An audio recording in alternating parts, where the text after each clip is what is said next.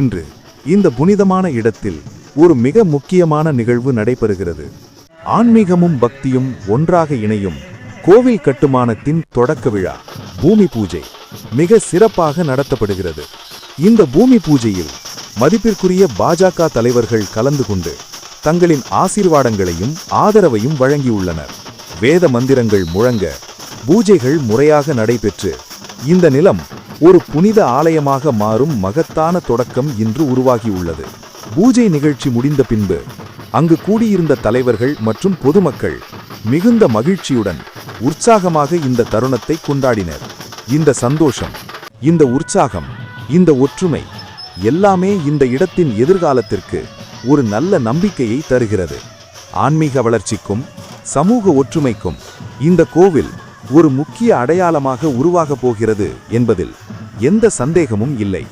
இந்த புனிதமான பூமி பூஜை நிகழ்ச்சி எல்லோருக்கும் நன்மை தரும் ஒரு நல்ல தொடக்கமாக அமையட்டும். ஓம் நம சிவாய.